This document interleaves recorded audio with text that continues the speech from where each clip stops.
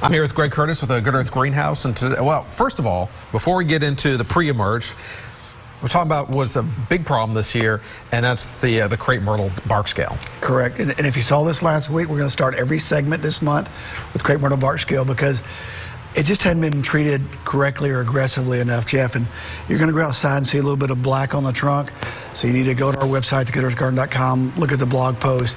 We'll teach you how to treat it correctly. And then the problem is, you don't treat it, I mean, it's going to spread. It can go to your neighbor's crepe myrtle, and that's going to be a problem, and then they're going to be mad at you. So and once you start the process, it's a matter of finishing the process. It's like taking an antibiotic. You don't go halfway through and cut it out.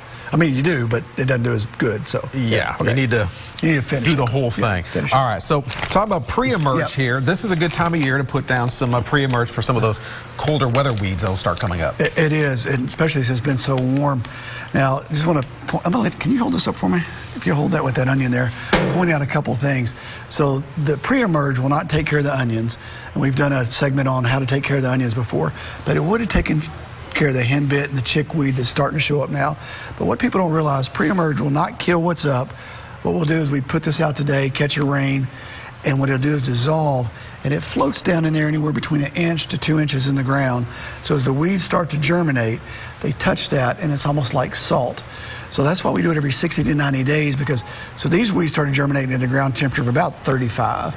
The next crop of weeds, which are going to be a little bit deeper, we can't see them, but they'll be deeper, will start germinating, say, at ground temperature 45, 50, you getting, okay, you good?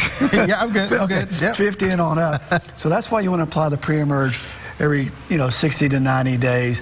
And if you'll do that, then this won't happen. The onions will probably still happen, so you treat that with a different product.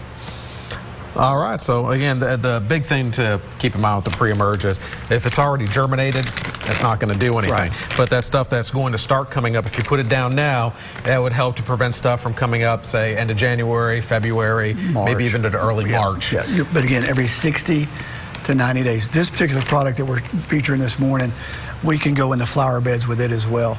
Later on, when the grass greens open, we have another product, but for now, you can use that in the flower beds as well. All right, that's about all the time we have for this week. Join us back here next Wednesday with the Good Earth Greenhouse. More gardening tips from the Good Earth can be found on fox16.com. Click on Professionals to watch previous episodes or to ask Greg a question about your garden. This segment is sponsored by the Good Earth Garden Center.